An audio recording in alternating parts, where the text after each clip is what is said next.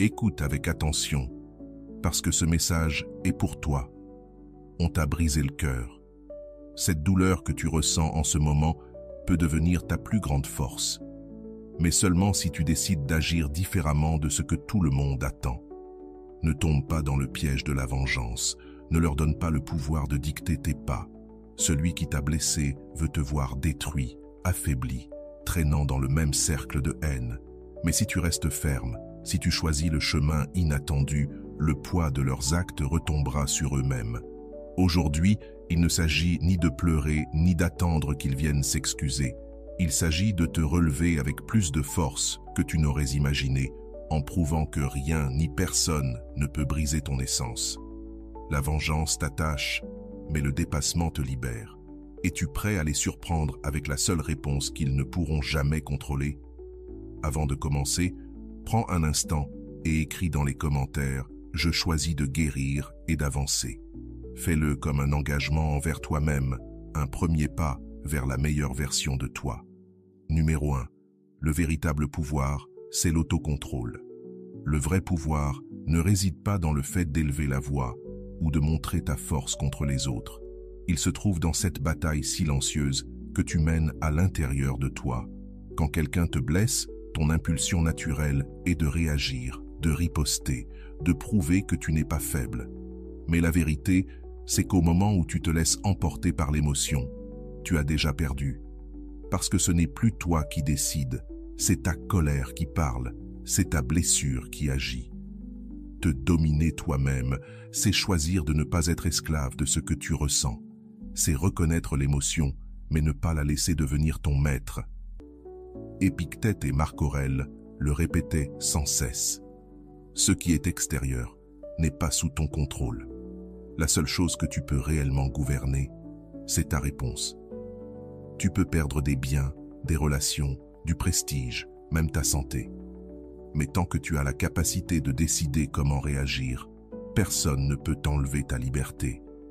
Voilà l'essence du pouvoir stoïcien. Chaque trahison, chaque rejet, chaque déception est une épreuve. La force ne se mesure pas quand tout va bien, mais au cœur de la tempête qui te pousse à perdre le contrôle. Chaque insulte, chaque mépris, chaque porte fermée est une occasion d'exercer ta maîtrise intérieure. Pense à tes émotions comme à des chevaux sauvages. Si tu les laisses libres, ils t'entraîneront vers l'abîme. Mais si tu apprends à tenir les rênes, ils t'emmèneront là où toi, tu choisis d'aller. Voilà le véritable pouvoir. Diriger l'énergie de tes sentiments sans te détruire dans le processus. Se dominer ne signifie pas réprimer ni faire semblant de ne rien ressentir. Cela veut dire observer avec une telle clarté ce qui se passe en toi que tu n'as plus besoin de réagir par impulsion. Tu regardes ta colère, ta douleur ou ta peur en face et tu leur dis « Je sais que vous êtes là, mais vous ne me gouvernez pas. » À cet instant, tu reprends autorité sur toi-même. Et ce qui semblait être un coup destiné à te briser devient une leçon qui te rend plus solide. Avant de continuer, si tu n'es pas encore abonné à ma chaîne YouTube, je t'invite à le faire dès maintenant. En t'abonnant, tu seras informé de toutes mes nouvelles vidéos, ce qui te permettra de ne rien manquer de contenu précieux. Numéro 2. L'indifférence dépasse toute représaille. L'indifférence est la vengeance la plus puissante. Elle ne crie pas, elle ne cherche pas d'applaudissements, et elle ne laisse aucun espace à l'autre pour se sentir important dans ton histoire. Quand quelqu'un te blesse, il attend ta réaction. Il veut que tu discutes, que tu exploses, que tu perdes ton calme. Chaque mot, chaque explication, chaque justification nourrit son ego. Mais quand tu choisis de ne rien donner, quand ton silence devient ta seule réponse, tu lui retires la seule arme qu'il avait contre toi, ton attention. La douleur qu'il ressent alors est bien plus grande que n'importe quelle insulte que tu aurais pu lancer. Car ce qui désarme vraiment ceux qui voulaient te manipuler, ce ne sont pas tes mots, mais ta capacité à continuer d'avancer comme s'il n'existait pas. C'est alors qu'il découvre qu'il n'a plus aucun pouvoir, que ton monde ne tourne pas autour de ses actions, que sa présence ne définit pas ton destin. Ce vide que tu crées avec ton indifférence devient un miroir qui le force à affronter sa propre insignifiance. Ne pas réagir brise le jeu de la manipulation, car tout ce qu'il voulait, c'était t'accrocher, t'attirer sur son terrain, t'épuiser. Mais ton calme est un mur qu'il ne peut pas traverser, et contre ce mur, il s'écrase encore et encore, jusqu'à s'épuiser. L'indifférence n'est pas de la froideur, ce n'est pas l'absence d'émotion. C'est un choix conscient de protéger ton énergie et de la diriger vers ce qui compte vraiment. Ce n'est pas que tu ignores le passé, c'est que tu as choisi de ne pas le porter dans ton présent. Et c'est cette décision qui les désarme, car ils comprennent qu'ils ont échoué dans ce qu'ils désiraient le plus.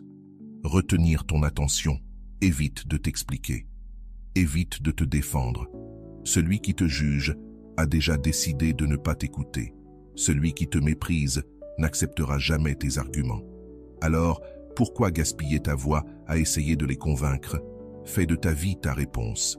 Que tes réussites parlent pour toi, que ta paix soit visible, que ton énergie ne dépende de personne.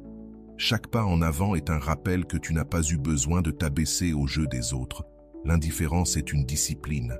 Elle n'est pas toujours facile, mais chaque fois que tu choisis de garder le silence, de regarder droit devant et d'avancer, tu gagnes du terrain sur toi-même. Tu n'es plus prisonnier des émotions du moment.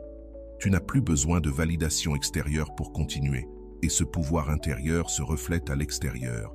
Ceux qui croyaient avoir le contrôle découvrent qu'ils ne peuvent même plus provoquer une réaction en toi. Le résultat est double. Toi, tu récupères ton pouvoir personnel et eux, ils sont confrontés à leur propre vide.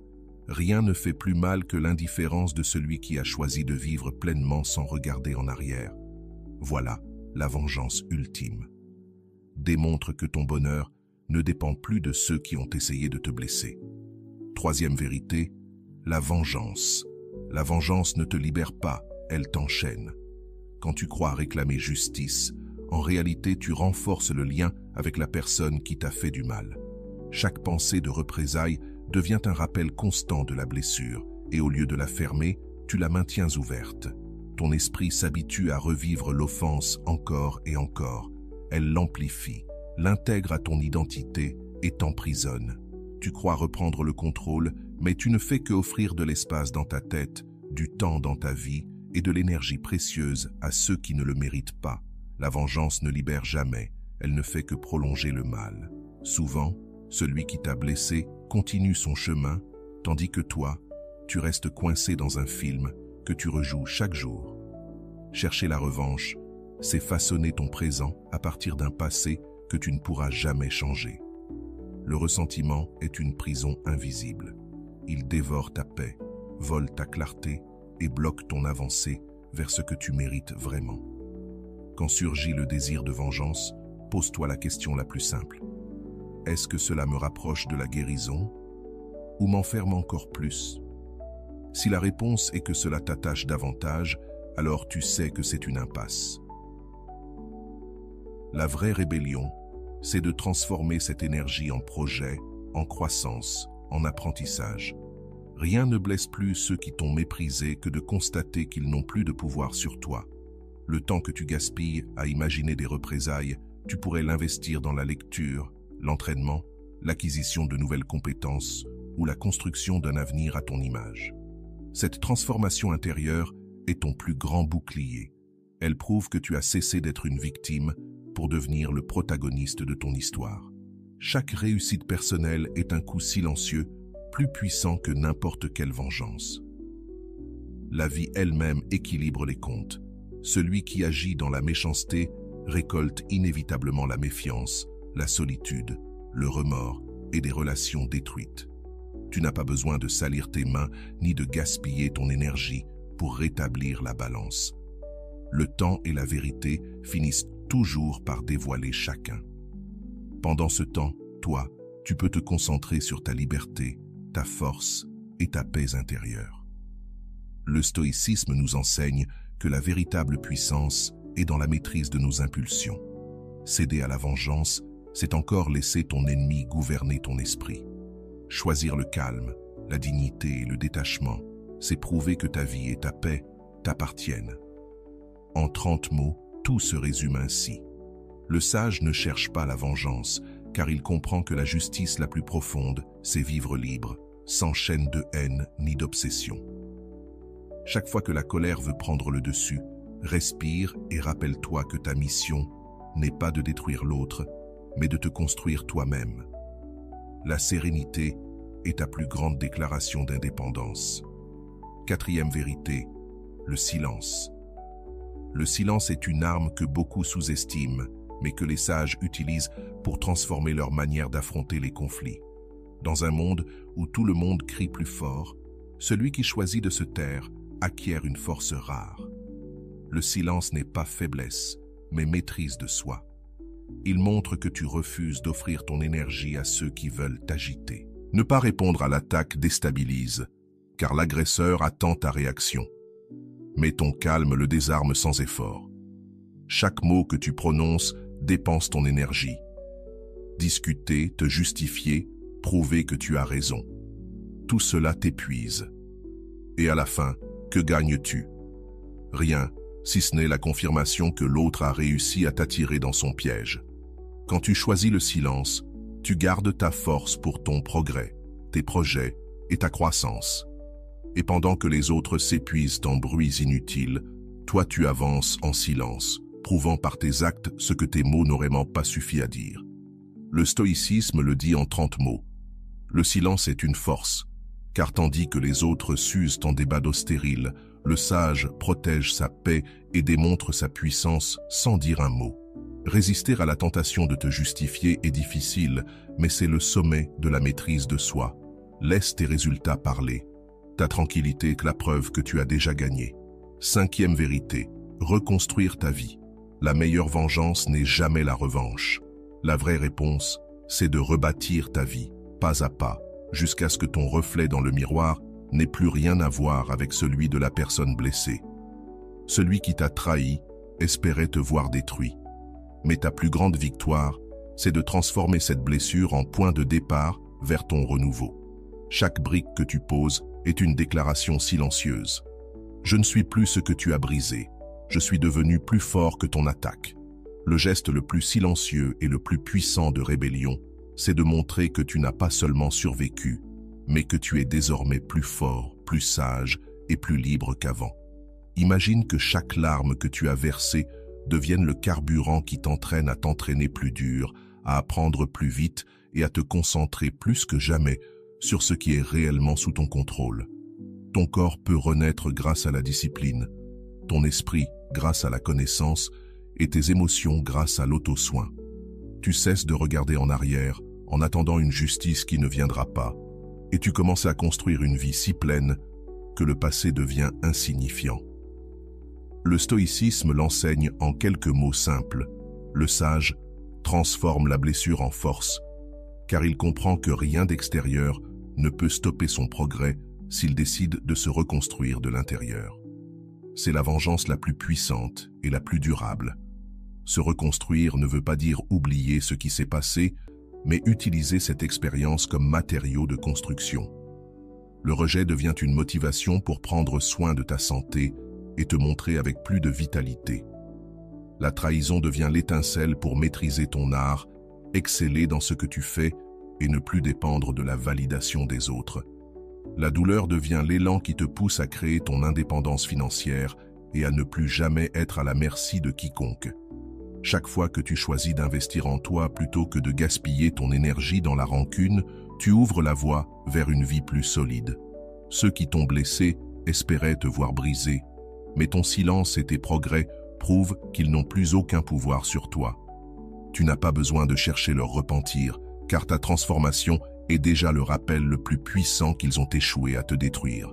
Entoure-toi de personnes qui t'élèvent, qui nourrissent ta vision et non tes blessures. Choisis des environnements qui renforcent ta confiance au lieu de l'user. En agissant ainsi, tu montres clairement que ton histoire ne parle pas d'eux, mais de toi, de ta capacité à te relever et à bâtir une vie pleine de sens. C'est la victoire silencieuse qui pèse le plus. Prouver que tu n'es plus prisonnier du passé, mais architecte de ton avenir. La reconstruction ne s'accomplit pas en un jour, c'est un processus. Il y aura des moments où la blessure fera encore mal, mais chaque pas vers ta meilleure version sera un rappel que tu as choisi la force plutôt que le ressentiment. Et cette constance est ce qui transforme la blessure en cicatrice et la cicatrice en symbole de puissance. Le résultat, c'est une transformation si évidente que tu n'as plus besoin de mots, d'explications ni de discussions. Ta vie parle pour toi. Ton corps plus fort, ton esprit plus clair, ton environnement plus sain et ton indépendance retrouvée sont la meilleure réponse à ce qu'ils ont tenté de t'infliger.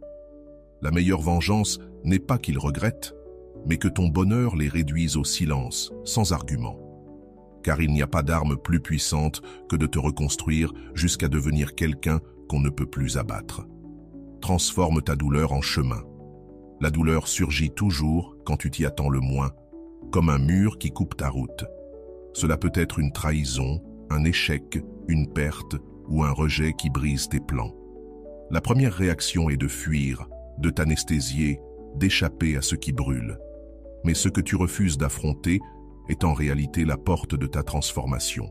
Ce qui fait obstacle devient le chemin. Cette phrase, que les stoïciens répétaient, est l'essence même de la résilience. L'obstacle n'est pas un ennemi, c'est le terrain que tu dois fouler pour devenir plus fort. Quand tu décides de ne plus lutter contre l'inévitable, mais de l'embrasser, quelque chose d'extraordinaire se produit. La douleur cesse d'être un châtiment pour devenir un maître.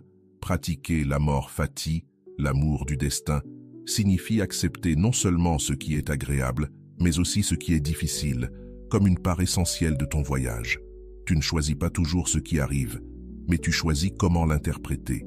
Ce que tu vois aujourd'hui comme un coup dur peut être l'étincelle qui réveille en toi ta version la plus puissante. Pense à toutes les fois où la vie t'a mise à genoux. Tu croyais que tout se terminait là, qu'il n'y avait pas d'issue. Mais regarde en arrière. Chaque cicatrice que tu portes aujourd'hui t'a façonné. Tu ne serais pas celui que tu es si tu n'avais pas traversé ces épreuves. La douleur est inconfortable, mais elle est honnête. Elle t'arrache le superficiel et t'oblige à regarder l'essentiel. Et c'est là que tu découvres des forces que tu ne soupçonnais pas. Le stoïcisme le résume ainsi. La douleur n'est pas ennemie, elle est alliée. Le sage l'accueille comme une partie du destin, car dans chaque blessure, il trouve la matière première de sa grandeur.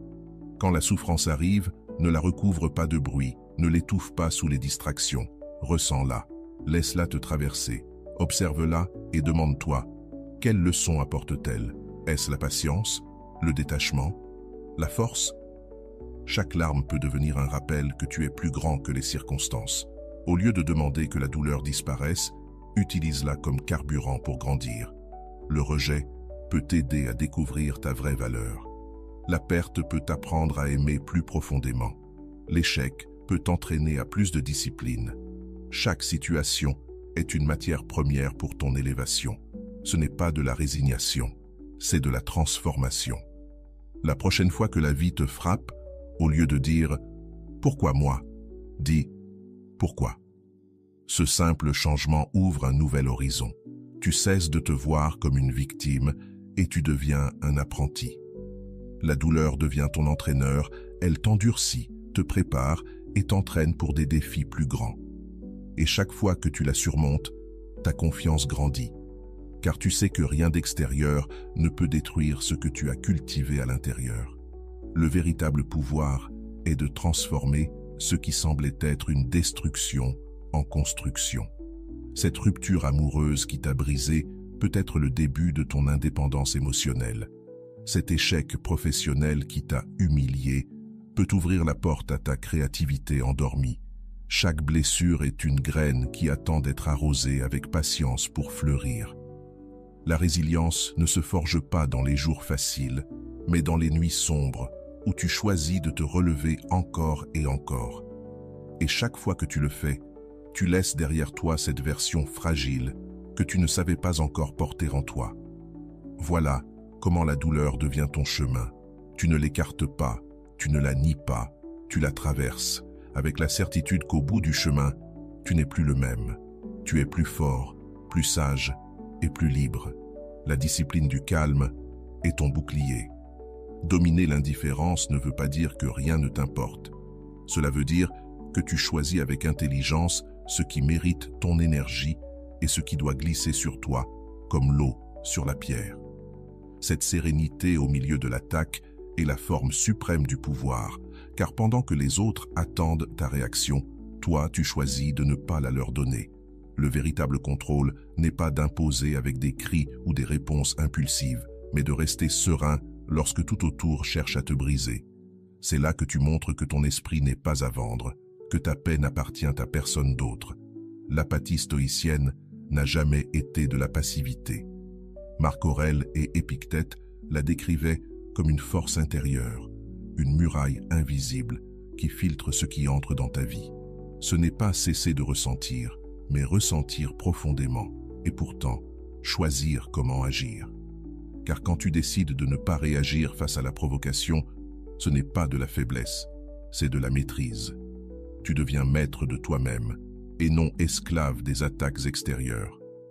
L'indifférence est une discipline, un choix quotidien de préserver ton énergie pour ce qui construit et non pour ce qui détruit. Imagine chaque provocation comme une vague qui s'écrase sur la côte. Si tu te places au milieu avec résistance, elle t'emporte. Mais si tu comprends qu'elle ne fait que passer, tu la laisses filer et la sérénité demeure. Ainsi fonctionnent les insultes, les mépris ou les trahisons. Ils paraissent énormes sur le moment, mais si tu les observes avec distance, tu comprends qu'ils ne sont que de l'écume qui disparaît en quelques secondes. Ton pouvoir réside dans l'observation, la respiration et la capacité à laisser passer sans que cela ne t'entraîne. Le stoïcisme l'explique en peu de mots. L'indifférence est une force, car l'extérieur ne dépend jamais de toi. La seule chose que tu contrôles, c'est ta réaction. Et dans cette maîtrise se cache ta liberté. Pratiquer cette discipline demande d'entraîner ton esprit comme s'il s'agissait d'un muscle. Fais une pause avant de répondre. Respire, comme si tu créais un espace entre l'émotion et l'action. Cette pause est d'or. C'est ton terrain de liberté. Là, tu peux décider. Veux-tu gaspiller ton énergie à nourrir la provocation ou préfères-tu l'investir dans ce qui compte vraiment? C'est dans cet instant que se marque la différence entre celui qui vit à la merci des autres et celui qui gouverne sa propre vie. Tu n'as pas besoin de prouver quoi que ce soit avec des mots vides. Ta tranquillité est ta déclaration la plus puissante. Quand l'autre cherche à te faire tomber et que la seule chose qu'il rencontre est ton silence, il est déconcerté. Il attendait du feu et trouve le calme. Il espérait la faiblesse et découvrit la force. Cette surprise est le véritable impact de l'indifférence. Elle désarme sans avoir besoin de frapper. Elle vainc sans avoir besoin de lutter. Ta paix est ta victoire. Lorsque tu décides de ne pas entrer dans le jeu des autres, tu les laisses combattre seuls contre leur propre vide. Toi, en revanche, tu gardes ton énergie pour grandir, avancer et construire quelque chose qui parle bien plus fort que n'importe quelle dispute.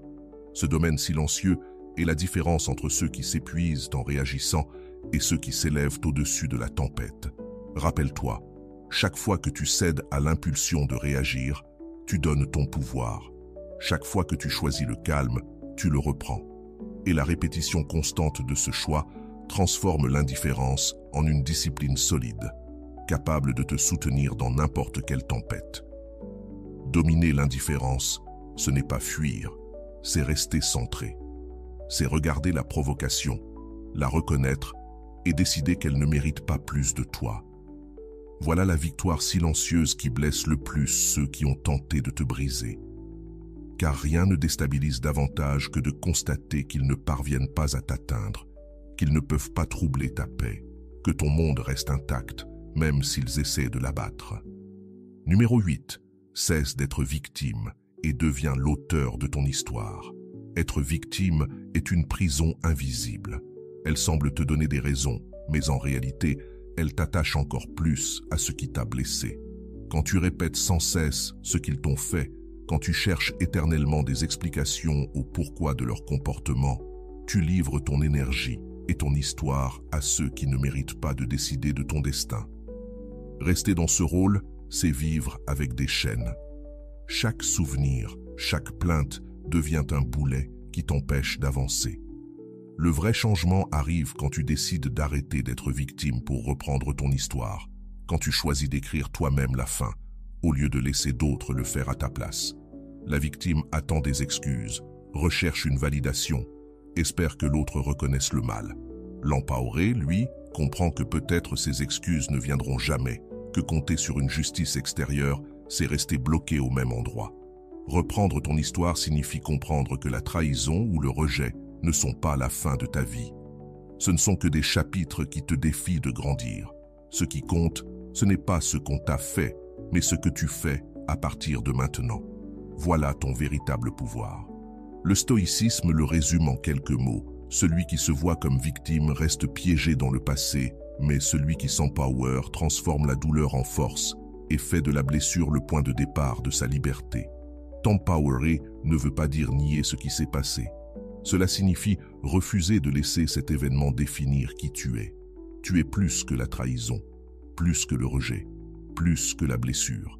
Chaque jour, tu as l'opportunité de décider si cette douleur sera ta prison ou ton moteur. Quand tu réécris ta narration, tu cesses de dire « ils m'ont détruit » et tu commences à dire « je me suis transformé ».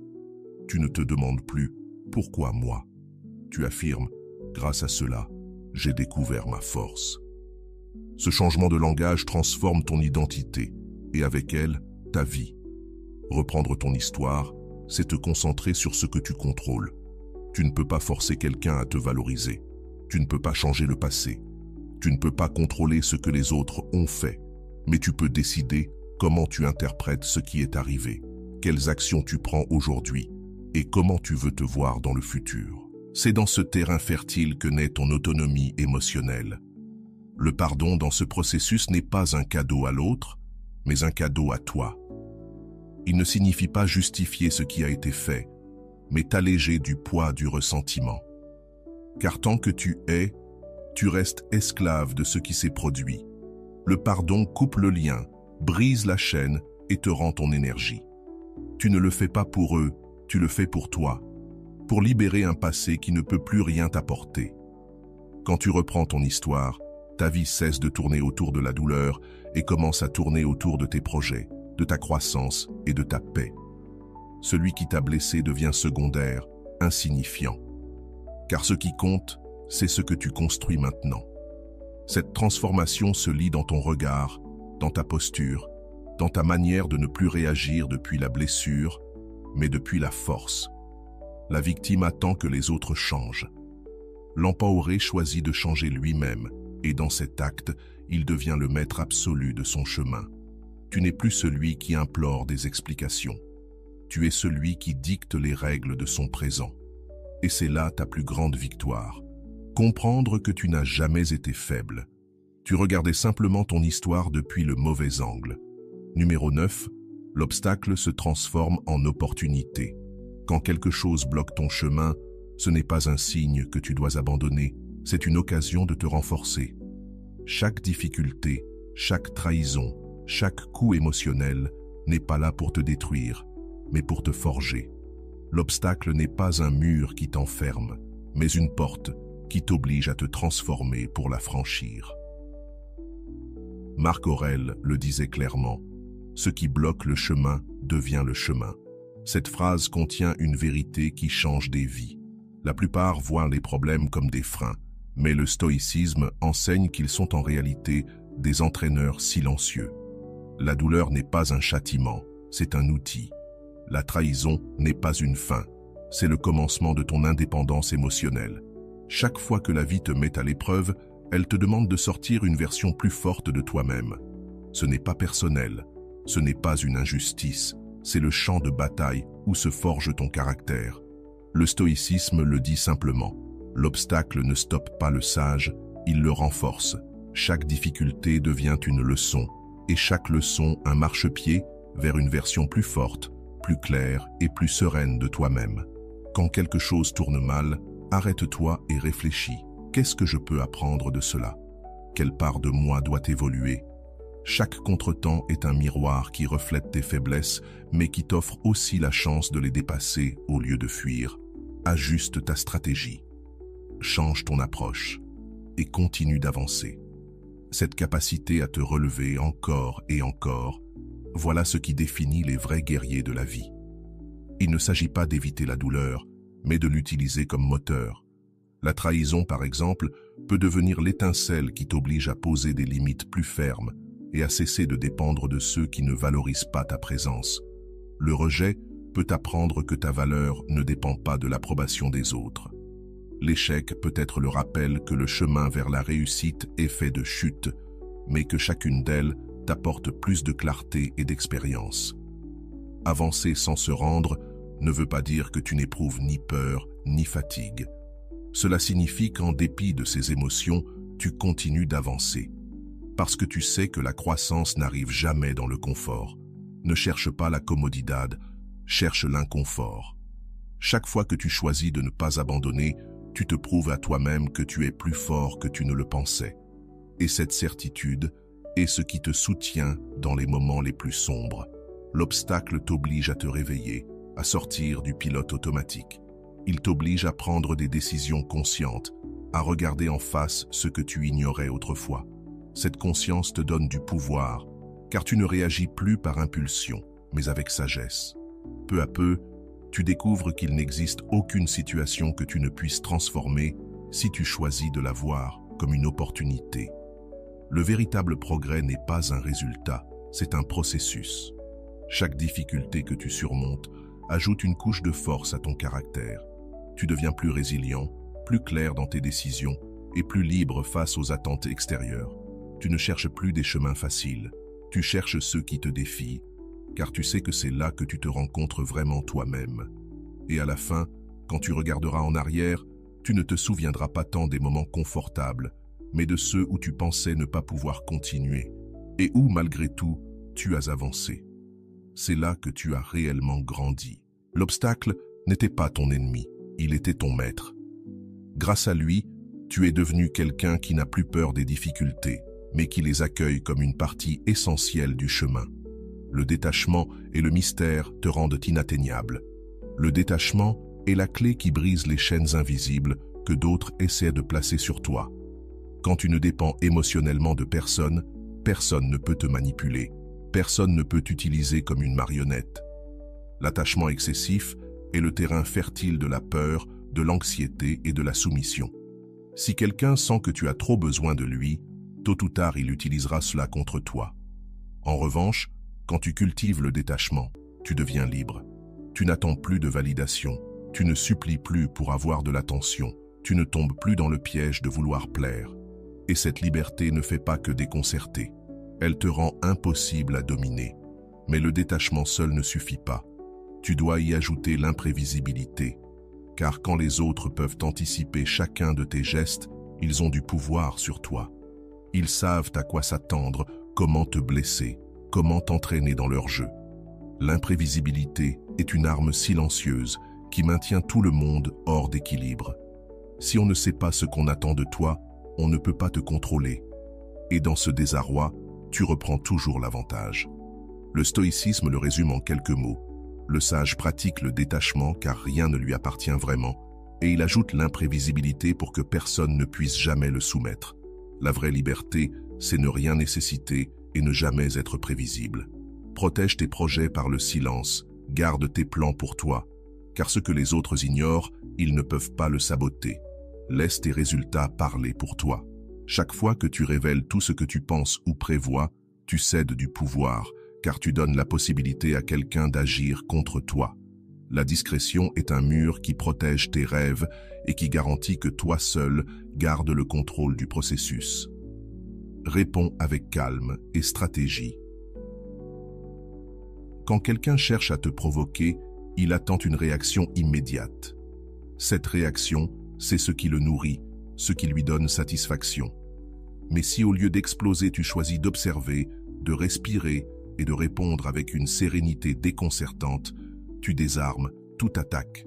La calme ne protège pas seulement ta paix intérieure, elle projette une force que les autres ressentent et respectent.